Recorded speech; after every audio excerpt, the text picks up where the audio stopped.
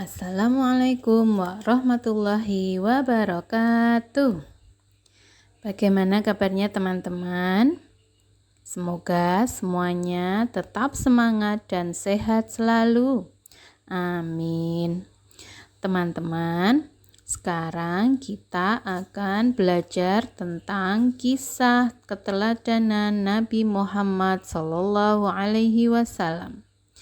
Namun sebelumnya Bu Guru ingin bertanya, apakah teman-teman sering mendengar tentang kisah Nabi Muhammad SAW?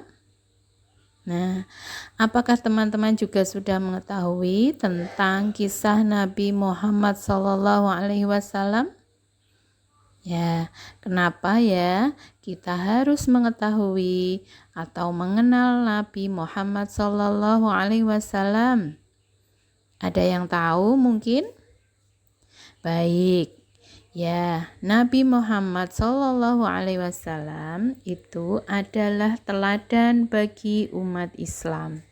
Kita sebagai umat Islam harus mampu meneladani Nabi Muhammad SAW. Karena Nabi Muhammad SAW memiliki sikap yang sangat baik, yang sangat mulia.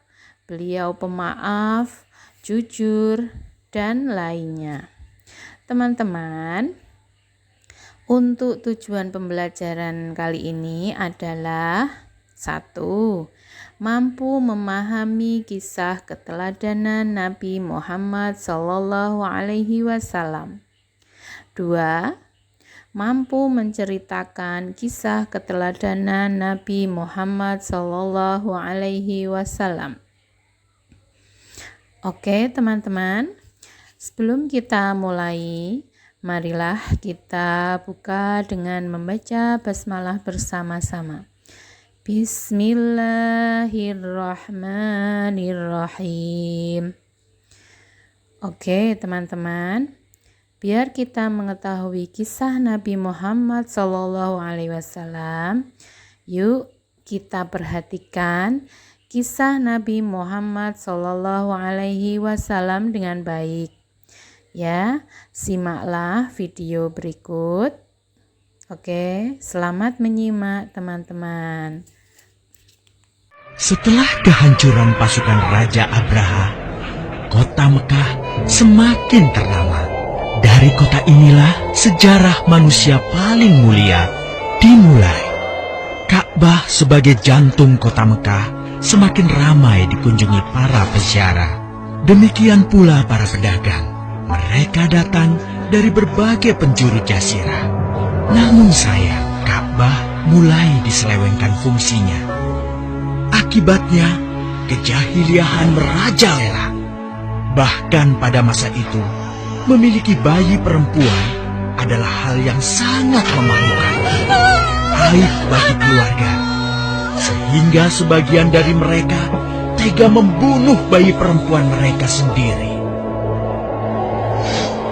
Di tengah kondisi masyarakat jahiliyah itulah Nabi Muhammad dilahirkan.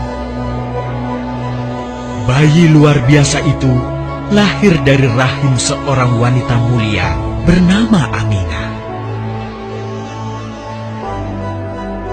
Pada saat itu ditandai peristiwa-peristiwa yang luar biasa. 10 balkon istana Kisra runtuh. Juga padamnya api-api yang biasa disembah oleh orang-orang Majusi.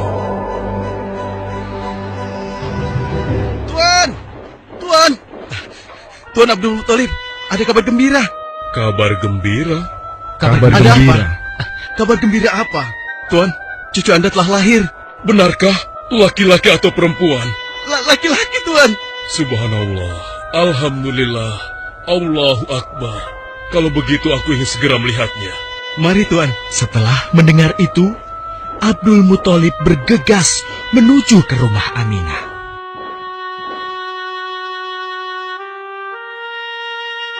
Ah, cucuku, kasihan engkau terlahir yatim.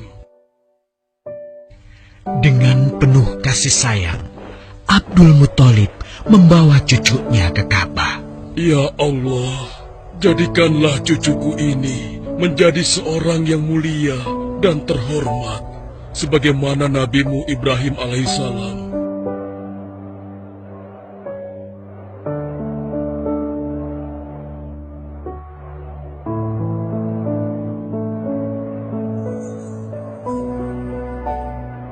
Siapa namanya, Ayah? Muhammad. Muhammad? Iya, aku akan menamainya Muhammad. Artinya yang terpuji.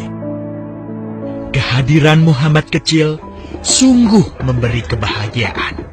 Tidak hanya bagi keluarga Bani Hashim, bahkan seluruh kabilah suku Quraisy menyambutnya dengan sukacita. Kemudian Abdul Muthalib mencarikan ibu susu bagi Muhammad kecil. Kita sudah berhari-hari mencari anak susuan, yang dari situ kita akan mendapatkan imbalan yang cukup. Namun hingga saat ini, belum juga kita dapatkan. Ya, istriku, aku mengerti. Apa kita terima saja bayi yatim itu? Muhammad maksudmu?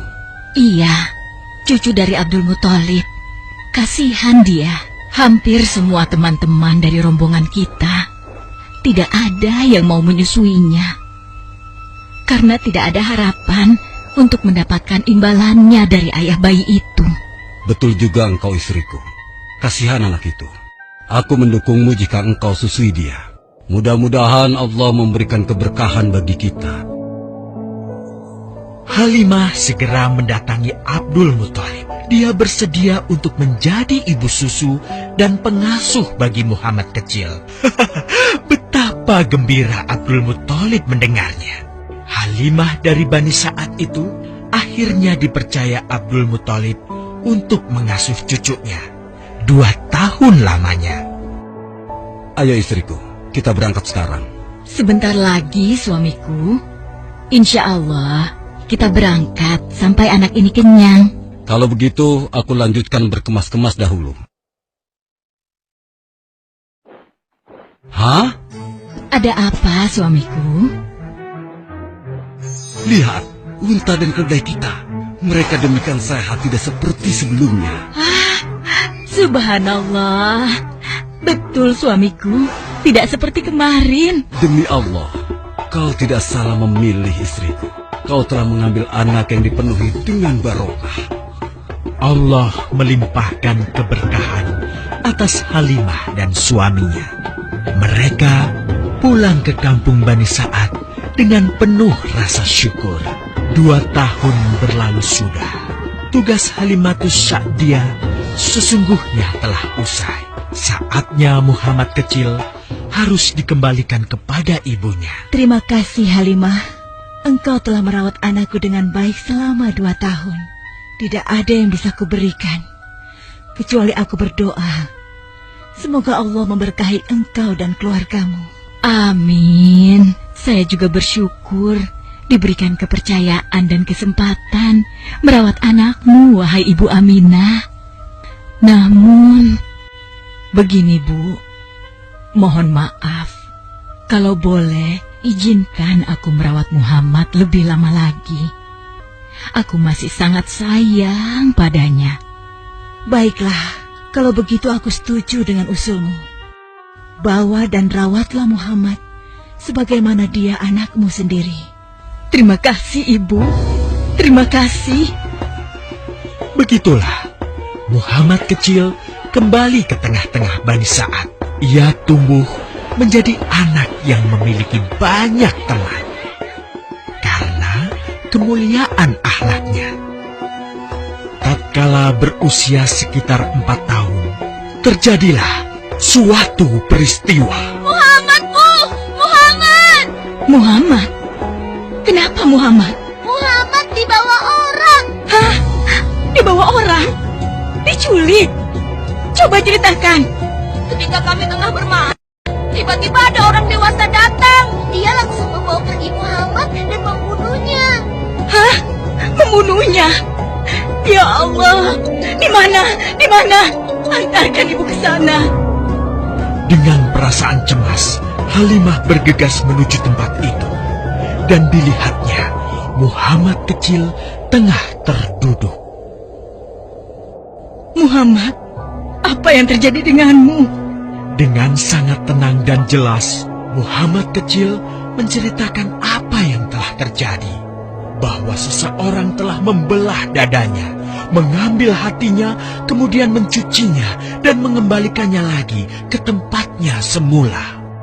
Maka sesungguhnya, yang datang itu adalah malaikat Jibril. Dia ditugaskan Allah untuk mencuci hati Rasulullah, sehingga bersih dari segala kecenderungan setan. Subhanallah, sungguh anak ini bukanlah anak sembarangan. Sebaiknya aku kembalikan saja kepada ibunya. Peristiwa itu membuat Halimah sangat khawatir. Maka bergegaslah Halimah mengembalikan Muhammad kecil kepada ibunya. Menginjak usia yang ke-6 tahun, Muhammad kecil diajak ibunya untuk berziarah ke makam ayahnya, Abdullah di Yathrib. Dalam perjalanan pulang kembali ke kota Mekah, Aminah pun jatuh sakit. Dari hari ke hari, tubuhnya semakin melemah.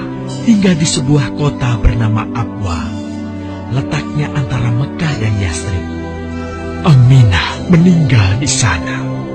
Dan Muhammad kecil pun menjadi seorang anak yatim piatu.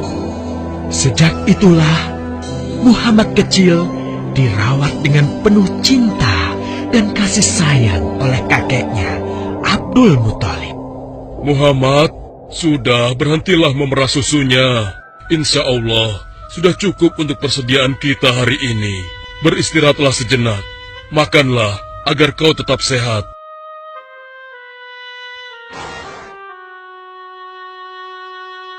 Ya Allah, betapa mulia akhlak cucuku ini.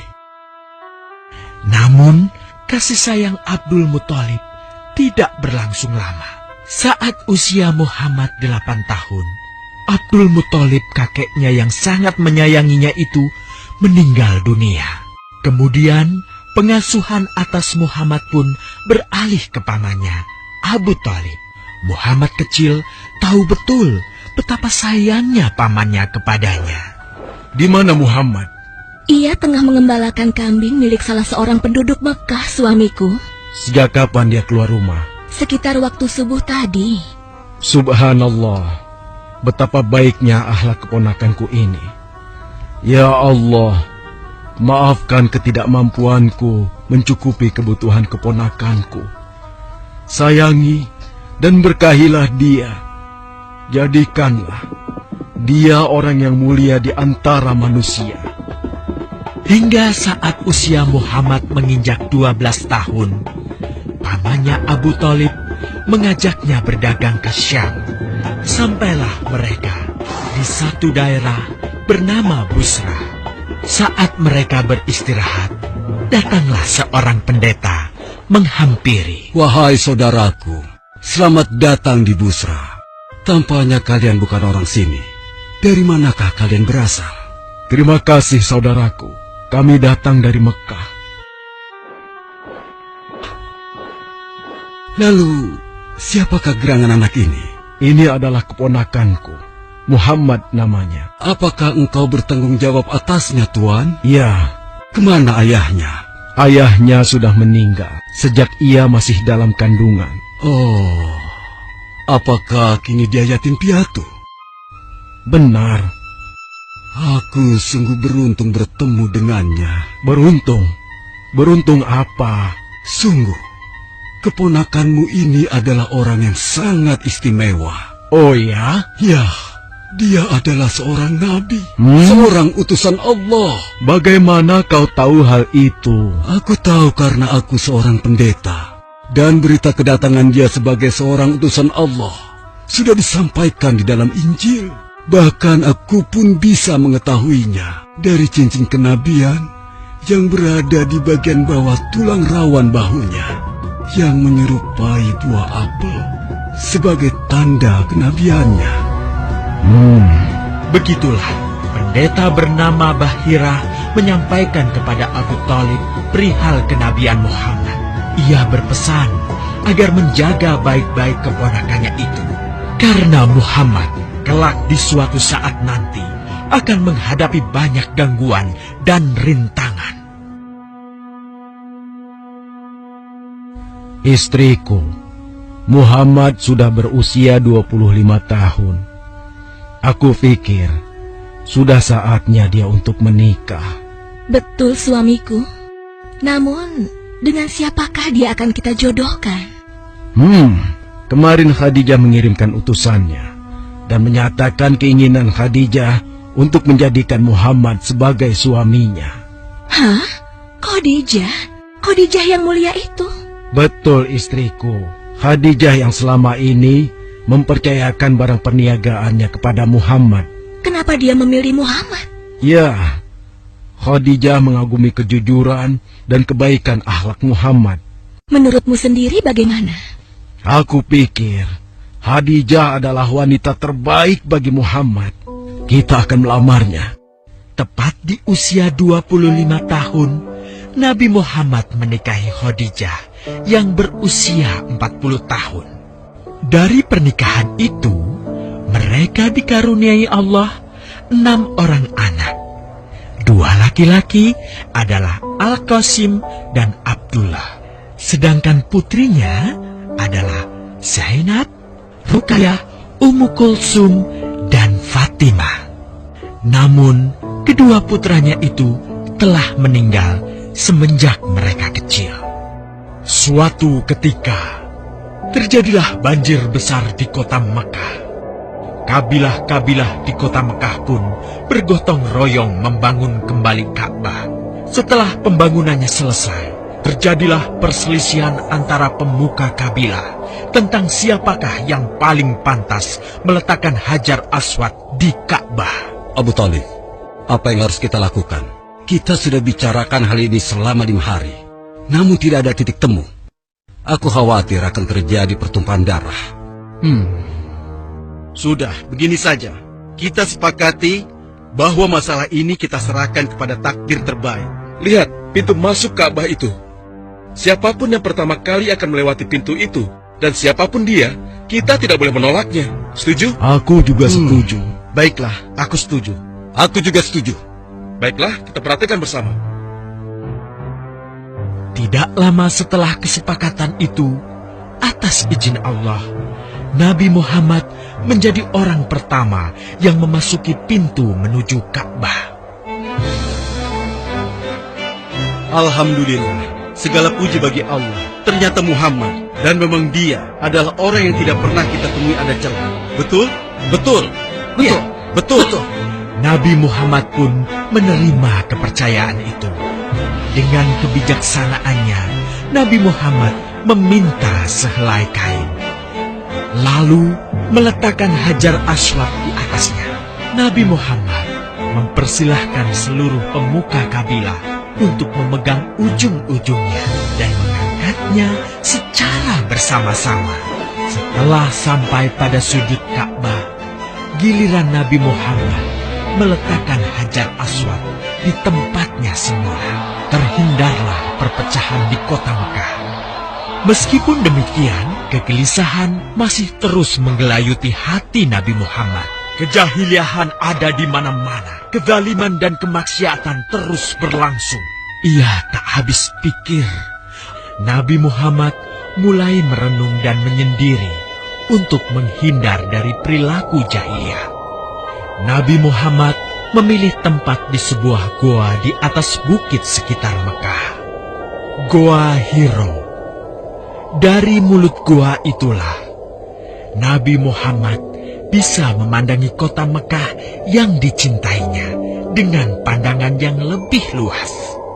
Hingga suatu ketika, sesuatu yang tidak pernah terbayangkan sebelumnya terjadi. Tiba-tiba, goa itu menjadi terang benderang. Kemanapun arah mata melihat, di sanalah cahaya itu ada. Itulah malaikat Jibril. Jibril berkata, "Bacalah." Dengan Nabi Muhammad berkata, "Aku tidak bisa membaca." Malaikat Jibril lantas merangkul Nabi Muhammad SAW dengan kuat hingga nafas beliau sesak.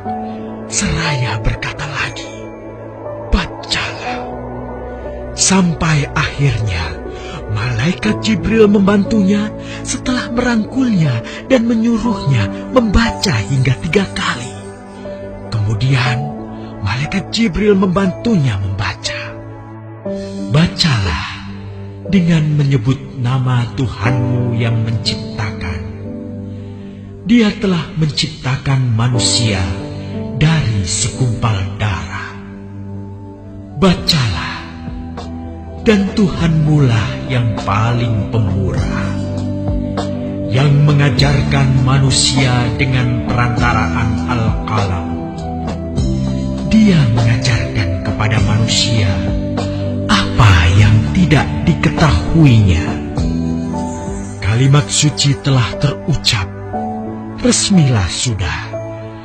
Dari dalam Gua Hiro, Allah mengangkat Nabi Muhammad SAW sebagai penuntun dari kegelapan menuju cahaya, dari keburukan menjadi kebaikan, dan dari kesengsaraan menuju ke keselamatan. Nah, teman-teman, itulah tadi kisah keteladanan Nabi Muhammad SAW. Masya Allah ya teman-teman, Nabi Muhammad adalah orang yang sangat istimewa dan sangat mulia diciptakan oleh Allah Subhanahu wa Ta'ala. Allah mengutus Nabi Muhammad untuk memperbaiki perilaku buruk yang biasa dilakukan oleh manusia, agar manusia dapat meneladani Nabi Muhammad SAW. Nah, teman-teman, mulai sekarang yuk kita ikuti sikap Nabi Muhammad SAW.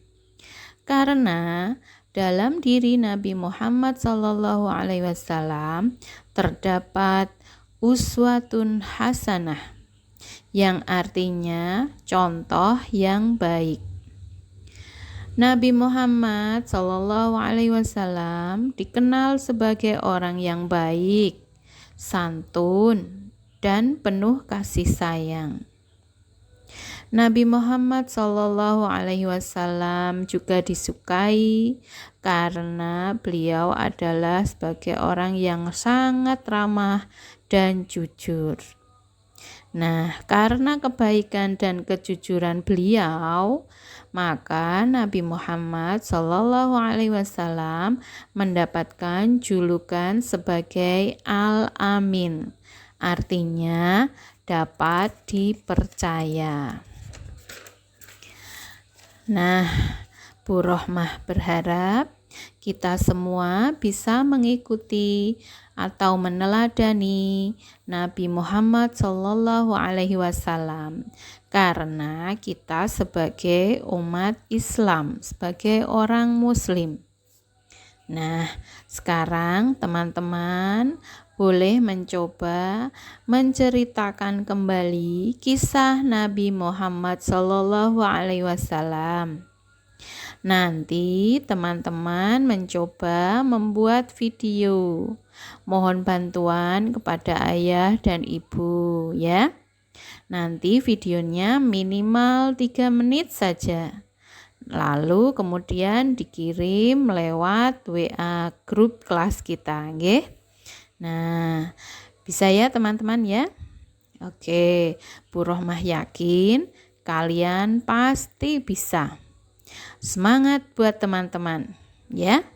Terima kasih buat teman-teman yang sudah menonton, melihat video sampai selesai.